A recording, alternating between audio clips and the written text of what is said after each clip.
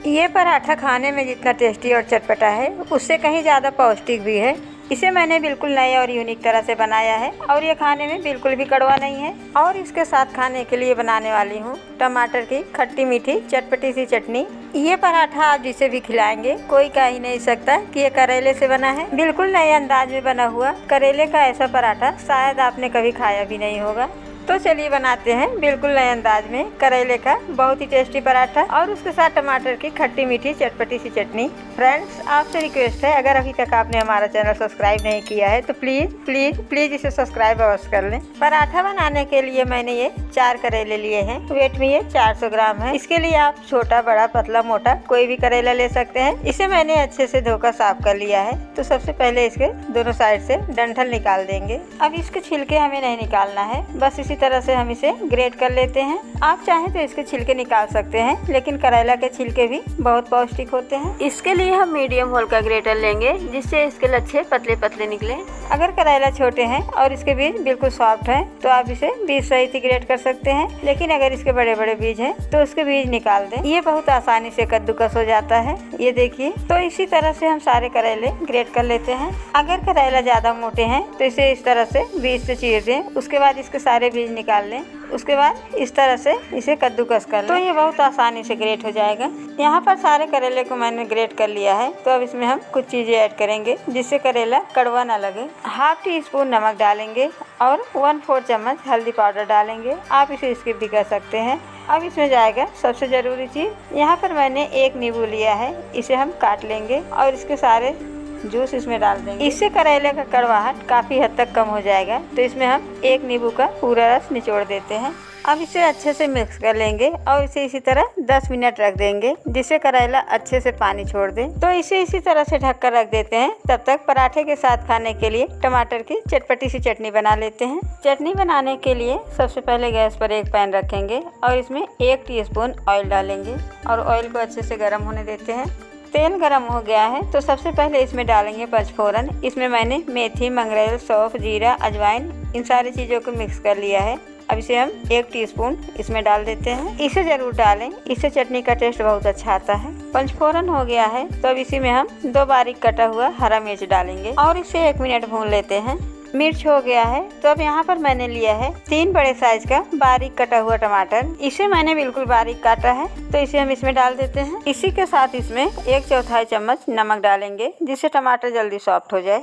अब टमाटर थोड़ा सॉफ्ट हो गया है तो इसमें हम 1/4 चम्मच से भी कम हल्दी पाउडर डालेंगे। अब इसमें हम ½ टीस्पून लाल मिर्च पाउडर डालेंगे और इसी के साथ ½ टीस्पून कश्मीरी लाल मिर्च पाउडर डालेंगे। इससे चटनी का कलर अच्छा आएगा। आप इसे स्किप भी कर सकते हैं। अब सारे मसालों को अच्छे से मिक्स कर लेंगे। अब ये अच्छे से मिक्स हो गया है तो इसमें हम 2 टीस्पून पानी डालेंगे। बस इतना ही पानी डालिए जिससे टमाटर अच्छे से पक जाए और सॉफ्ट हो जाए। ½ टीस्पून भुना हुआ जीरा पाउडर डालेंगे। इसे अच्छे से मिक्स कर लेंगे और इसे ढककर 2-3 मिनट तक कुक कर लेंगे जिससे टमाटर अच्छे से सॉफ्ट हो जाए।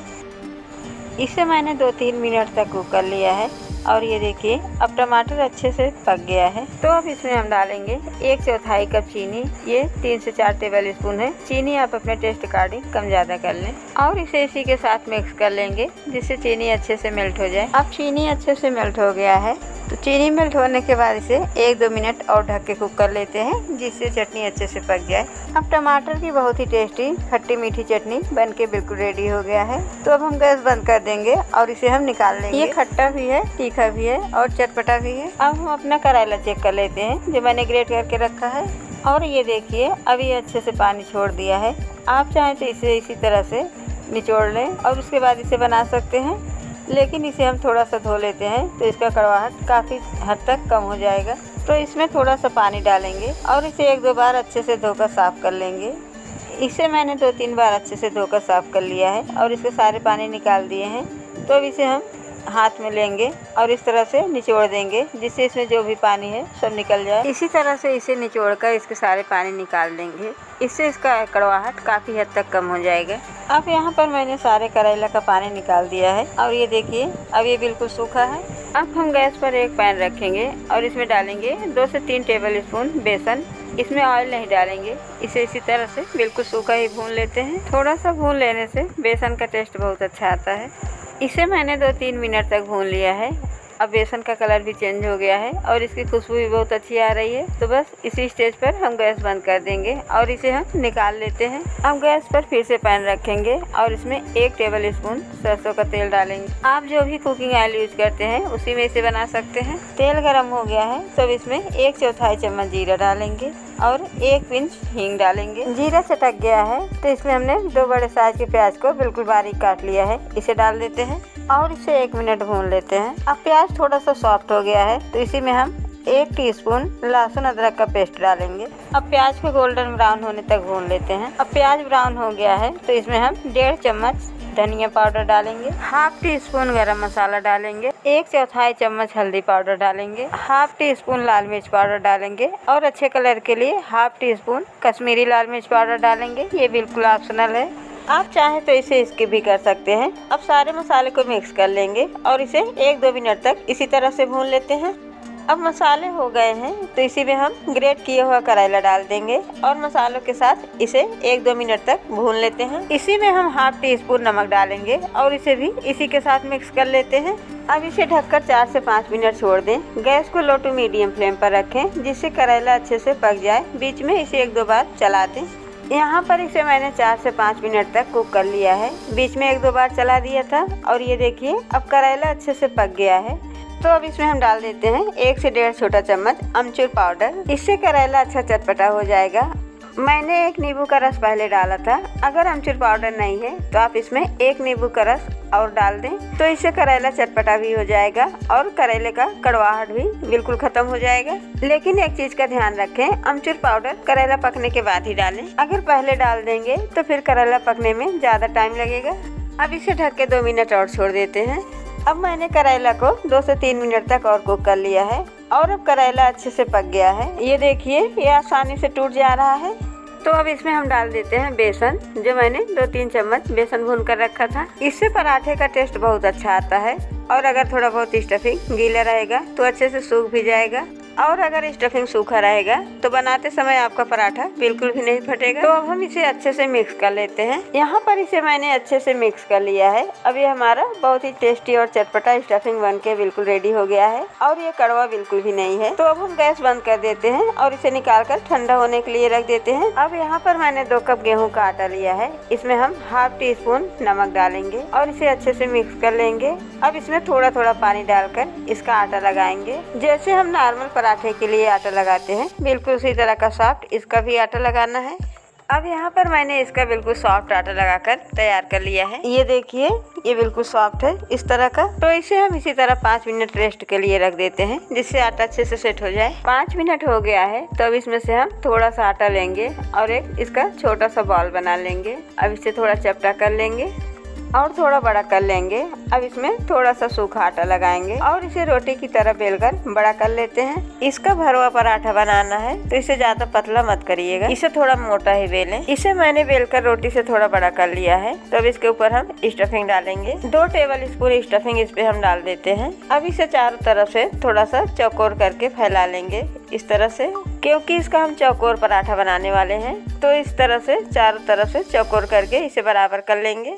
अभी बराबर हो गया है तो अब इसमें हम 2 तरफ थोड़ा थोड़ा पानी लगाएंगे और इधर इस तरह चिपका देंगे और इसके ऊपर भी थोड़ा सा पानी लगाएंगे और अब इसे दूसरी तरफ से भी इस तरह से उठाएंगे और इसके ऊपर चिपका देंगे। अब ये 2 साइड से पैक हो गया है। अब ये जो दोनों किनारा बचा है इधर भी हम थोड़ा थोड़ा पानी लगाएंगे और इस तरह से उठाएंगे और इसके ऊपर चिपका देंगे। इसी तरह से दूसरे साइड से भी चिपका देंगे। इस तरह से पैक करने से न तो पराठा फटने का डर रहता है और न ही स्टफिंग बाहर निकलने का। अब इसे चारों तरफ से बिल्कुल बराबर कर लेंगे और ये देखिए अब ये बिल्कुल लिफाफे की तरह बन गया। अब आप इसे बेझिझक बेल सकते हैं, ये कहीं से फटने वाला नहीं है। तो अब इसमें थोड़ा सा सूखा आटा लगाएंगे और इसे बेलकर बड़ा कर लेंगे।